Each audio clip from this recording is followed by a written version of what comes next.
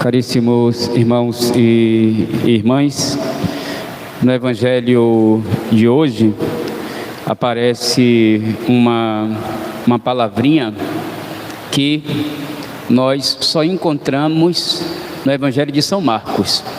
Nos outros evangelhos, Mateus, Lucas e João, nós não encontramos essa palavrinha que Nosso Senhor diz hoje no Evangelho de São Marcos. É uma palavra exclusiva do evangelista São Marcos, onde Nosso Senhor, quando cura um surdo, quando cura este surdo mudo do Evangelho de hoje, Nosso Senhor dirige a ele estas palavras: Éfata, que quer dizer abre-te.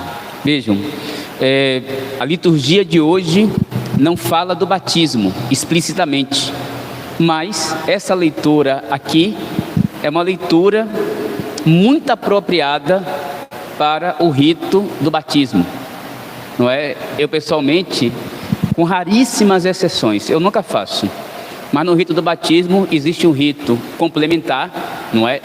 Quando é complementar é porque não é o quê? Obrigatório. Pode se fazer ou não, não é? Pode se fazer ou não. Tem um rito, por exemplo, do sal. Paulo faz, mas eu nunca faço. É difícil, é muito raro eu fazer, não é? Sempre se coloca ali um pouquinho de sal na boquinha da criança, né? Um triscozinho, né? Um triscozinho. Aliás, no rito antigo é obrigatório, não é? Tem até uma cena com São Padre Pio, não é, muito conhecida, uma cena verídica, histórica, que São Padre Pio, quando foi fazer o primeiro batismo dele, ainda padre novo, não é? Padre jovem ainda, a gente fica atrapalhado, quando vai celebrar a primeira missa, a gente fica, primeiro sacramento, fica atrapalhado. E a missa antiga, então, o rito antigo, então, que é cheio de pormenores, é mais difícil ainda no rito antigo. O rito novo que nós celebramos, não é mais tranquilo, mas conta-se, e está na biografia dele, que ele foi batizar uma criança e colocou um pouco de sal a mais, e a criança começou a passar mal. Foi um grande desespero. E aconteceu na vida de São Padre Pio, porque é só para ali um trisquinho de sal, lembrando que o Evangelho diz o quê? Que nós somos sal da terra e luz do mundo. Nosso Senhor diz isso, Mateus capítulo 5: vós sois sal da terra, vós sois luz do mundo. Então, aquele gesto de colocar um pouquinho de sal é para lembrar isso, mas é um gesto, um rito complementar. E um outro rito complementar do batismo se chama assim, o rito do Éfata, que é a palavra que aparece no Evangelho de hoje, não é? O sacerdote ou o diácono ou quem preside o batismo, já no final, terminando a celebração, por isso é um rito complementar, quem preside, normalmente o sacerdote ou o diácono, ele toca primeiro no ouvido da criança, pode fazer um sinalzinho da cruz, toca no ouvido da criança e logo em seguida ou da pessoa que está sendo batizada, pode ser um adulto também, e logo em seguida, normalmente é da criança, e logo em seguida ele também toca nos lábios da criança. Repito, toca no ouvido, toca nos lábios, se ele quiser pode fazer um sinalzinho da cruz, e ele diz exatamente isto: o Senhor Jesus que fez os mudos falar, o Senhor Jesus que fez os surdos ouvir e os mudos falar, lhe conceda logo a graça de ouvir a palavra de Deus e de professar a fé para a glória de Deus. Veja, é um rito muito bonito. Eu até vou fazer mais vezes agora. É muito bonito, porque justamente, não é? Nosso Senhor, ele cura aqui esse surdo. Primeiro ele toca no ouvido, ele cura também a sua mudez, a sua incapacidade de falar, e Na tradição da igreja, nós já sabemos que, na tradição bíblica, que as curas físicas que são reais e acontecem até hoje, elas são uma imagem das curas mais importantes. E nós sabemos que as curas mais importantes são as curas o quê? Espirituais. Ou seja, quando nosso Senhor cura esse surdo mudo, primeiramente o que nosso Senhor dá àquele surdo é a capacidade de quê? De ouvir. E aí a pergunta: ouvir a quem? Não é? Quem é que nós devemos ouvir primeiramente? A Deus. Ou seja, o que nosso Senhor dá a ele com essa cura é justamente, meus irmãos e minhas irmãs, a capacidade de ouvir a Deus. Vejam, de fato, é uma cura extraordinária. Vejam, todos nós aqui que estamos nesta missa, talvez uma outra pessoa, até mesmo pela questão da idade, talvez a capacidade auditiva possa estar diminuindo. Se fôssemos tomar aqui ao pé da letra o Evangelho, ele não se aplicaria ao pé da letra a nenhum de nós que está aqui. Porque possa ser verdade que alguns ouçam menos, até pela própria idade, mas todos nós que estamos aqui, e eu conheço quase todos que estão aqui, praticamente todos, mas ao menos de ver aqui na missa eu conheço todos, e alguns eu conheço mais de perto. E eu sei que todos vocês que estão aqui ouvem, não é? Sobretudo porque vocês estão agora olhando para mim, estão olhando porque estão ouvindo. Mas vejam, se tomássemos, repito, ao pé da letra, não se aplicaria a nenhum de nós, porque nenhum de nós aqui tem problema de surdez e nem problema também de mudez. Por isso que a aplicação, antes de tudo, deve ser sempre espiritual. Se é verdade que eu não sofro fisicamente dessa incapacidade de ouvir a Deus e de professar a fé em Deus, é verdade, meus irmãos e minhas irmãs, que todos nós que estamos aqui sofremos muitas vezes da incapacidade espiritual, pelo nosso pecado, pela nossa dureza, pelo nosso fechamento, pela nossa soberba, pela nossa murmuração. E nós sabemos como essas situações, elas vão o quê? Nos fechando. Ela vai nos fechando para aquilo que é verdadeiro, nos fechando para o bem, para as virtudes, nos fechando para a fé, nos fechando, evidentemente, para Deus. Por isso que, no sentido espiritual, é óbvio, esse evangelho, ele se aplica a todos nós. Porque constantemente, nosso Senhor quer de nós o que, Padre Sérgio? Que mais e mais, meus irmãos e minhas irmãs, nós abramos os nossos ouvidos, nós abramos o nosso coração. Para quê? Para escutá-lo, para fazer a vontade dele, escutá-lo para testemunhá-lo. Aliás, o salmo da missa de hoje diz exatamente isso: ouve, meu povo, porque eu sou o teu Deus. Aqui é uma referência a Salomão. Por que parecia uma referência a Salomão? Nós escutamos na pregação de ontem, na leitura também de ontem, na primeira leitura, que Salomão, ele fez o que desagradou a quem? A Deus. Ele se entregou à idolatria, ele se entregou aos seus próprios pecados. Podemos dizer que Salomão era alguém que não tinha problema de mudez, de surdez. Não era alguém que tinha problema de surdez, mas ele se tornou surdo para quem? Para Deus.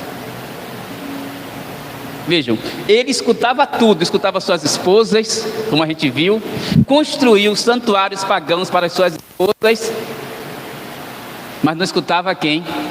E quando ele não escutou a Deus, ele se perdeu. O que é que acontece? Se você ler o livro dos Reis, né, é uma história belíssima, gente, vale a pena, viu? Vale a pena. Quer dizer, é triste, mas é bela, porque nós tiramos dali lições para a nossa vida espiritual. Salomão, não escutou a Deus, e a sua falta de escuta de Deus promoveu a divisão de Israel. Israel ficou dividida em 2 reinos. Reino sul, que tinha Judá, que tinha como capital Jerusalém, não é? E o reino norte, Israel, que tinha como capital a Samaria. 2 reinos. No Evangelho, nosso Senhor diz o quê? Que todo reino dividido contra si mesmo, ele será o quê? Destruído. Não deu outra. Os 2 reinos foram destruídos. O reino norte, em 722, pelos assírios, e o reino sul foi destruído em 587 pelos babilônicos. Não é por quê? Porque aquela não escuta de Salomão, aquela surdez de Salomão, provocou a divisão do reino e, consequentemente, meus irmãos e minhas irmãs, a sua destruição. Vejam, enquanto Deus quer que nós nos abramos a Ele para escutá-lo, éfatá, abre-te. O demônio, o que é que ele quer, Padre Sérgio? Ele quer nos fechar. Nos fechando para Deus, ele faz com que nós o quê? Nos dividamos. Ele divide. E, consequentemente, nos fechando a Deus, nos dividindo, ele também o quê, Padre Sérgio? Nos destrói. É uma arma hoje do inimigo. Não é? Então, se a gente quiser combater o mal, ontem o Evangelho falava da fé e da humildade daquela mulher pagã. É uma forma também de combater todos os males. E hoje o Evangelho está dizendo que uma forma muito eficaz de combater todos os males, é se abrindo a Deus, escutando a Deus, professando a fé em Deus e testemunhando a Deus. Recentemente, ainda está em andamento, né? Vai terminar vai terminar esse ano, não é? Vai terminar esse ano. Eu não fiz nada aqui na paróquia, não é? Não fiz absolutamente nada disso aqui na paróquia. E estou dizendo aqui a vocês porque eu faço parte do conselho, né, de presbíteros aqui da arquidiocese, e eu falei no conselho de presbíteros que, por uma questão de objeção de consciência, eu não iria fazer nada dessas coisas lá na paróquia, e não fiz. Se outro padre quiser chegar e fazer, ele faça. Mas por uma questão de objeção de consciência, eu não fiz. Então está acontecendo, está em curso o sínodo. Agora mesmo em Roma, meu Deus do céu, o Papa teve uma reunião com os cardeais, né, que aconselham ele, e chamou 2 freiras, 2 religiosas, feministas, não é, a favor, em certo sentido, do aborto, porque luta pelo direito das mulheres decidirem, porque tem que escutar a todos. Era o que o sino me pedia, que a gente tivesse reunião para escutar a todos, até mesmo escutar pastor protestante, escutar gente de outras religiões, como por exemplo muçulmanos, judeus, escutar pessoas de religiões que nós consideramos pagãs, espiritismo, candomblé, etc, seitas. E eu não fiz aqui, porque nós precisamos escutar a quem? A Deus. É a Deus que precisamos escutar. A igreja precisa escutar a Deus. É belíssimo o Evangelho de hoje, não é? Porque é uma imagem também da igreja, não só do batismo, mas também da igreja. Por quê? Porque este homem, quando é curado, nosso Senhor proíbe ele de dizer quem ele era. Por quê? Porque não chegou a hora. No Evangelho de Marcos, não é? Só podemos professar que Jesus é o Senhor, é o Filho de Deus, indo com Ele até a cruz. Se não formos com Ele até a cruz, não podemos professá-lo. Então, lá na cruz, um soldado pagão romano vai se converter e dizer, Marcos capítulo 15, este homem era verdadeiramente Filho de Deus. Não basta dizer que Ele é Deus somente quando Ele cura. Não, é preciso ir com Ele até o quê? O sofrimento, para ver se de fato a nossa fé nele, a nossa profissão de fé nele é verdadeira. Então Marcos tem um conceito no seu evangelho chamado segredo messiânico, que só pode ser revelado onde, Padre Sérgio? Na cruz. Os milagres revelam Mas quem quiser segui-lo de verdade tem que ir até onde? Tem que ir até a cruz. Para lá na cruz de fato dizer que ele verdadeiramente é o Filho de Deus. Então nosso Senhor, ele proíbe o homem de falar o que aconteceu, mas diz o Evangelho, não é? Imediatamente seus ouvidos se abriram, sua língua se soltou e ele começou a falar sem dificuldade. Jesus recomendou com insistência, olha o termo, com insistência, que não contasse a ninguém, mas quanto mais ele recomendava, mais eles divulgavam. Ou seja, os presentes que estavam ali e sobretudo o curado, ele não se conteve. Ele começou a falar de quem? De nosso Senhor Jesus Cristo. Veja, essa é a missão da igreja. Essa é a missão de cada batizado.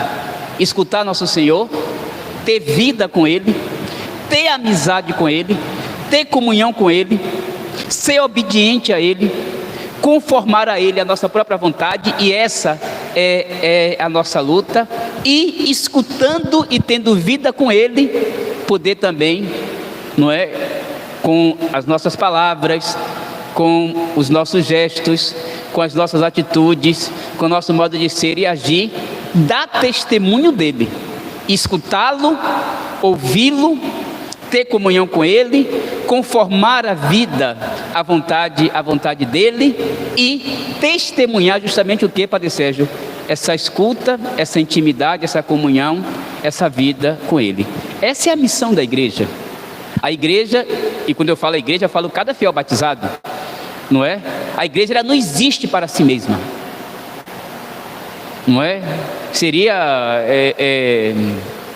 até um pecado, seria um orgulho, uma prepotência, uma soberba, se a igreja existisse para ela mesma. Não, a igreja, ela existe para Cristo, primeiramente, porque ela é o corpo de Cristo, ela deve estar unida a Cristo, uma comunhão de vida, uma comunhão de vontade.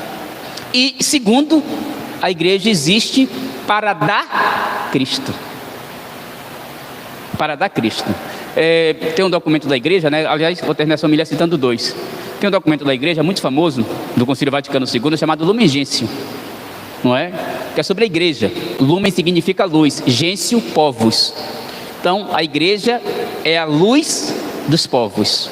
Lumen Gentium, lumen, luz, gentium, gentios, povos. Então, a igreja é a luz dos povos. E no capítulo 1 deste documento está lá bem expresso, que a igreja é no mundo o sinal, o sacramento da salvação. É o sinal de Cristo. Ou seja, a igreja existe para estar unida a Cristo e existe para ser sinal de quem? De Cristo. E o Código de Direito Canônico, que contém todas as leis da igreja, contém todas as leis. A última lei é a mais importante de todas, porque tudo é em vista dela. Tudo é em vista dela. E qual é, Padre Sérgio? A última lei da igreja, está lá dito que a lei suprema da igreja, é a salvação das almas. É a salvação das almas. E como é que a igreja vai salvar as almas? Fazendo sindicato? Fazendo manifestação? Lutando, sei lá, pelo mico-leão dourado? Lutando pelas árvores na Amazônia? Ela pode até ajudar em tudo isso. Fazendo obra social? Ela pode fazer. Ajudar em tudo isso ela pode fazer. Mas a igreja salva as almas anunciando quem? Nosso Senhor Jesus Cristo. Sobretudo através dos sacramentos, da Eucaristia, da Palavra de Deus, da catequese, do exemplo de testemunho dos santos, sobretudo de Nossa Senhora. Aí sim, das obras de piedade, de misericórdia, de caridade, do seu, do meu, do nosso testemunho. É assim que a igreja dá Cristo, não é? E é assim que nós também combatemos o mal, ouvindo a Deus. Então, meus irmãos e minhas irmãs, vamos pedir a Deus, que hoje curou este surdo mudo e devolveu a ele a capacidade de ouvir a Deus e de professar e testemunhar a fé, que nós também, meus irmãos e minhas irmãs, peçamos a Deus e queiramos também que todo obstáculo, tudo aquilo que nos impede de fazer a sua santa vontade, afaste para bem longe de nós.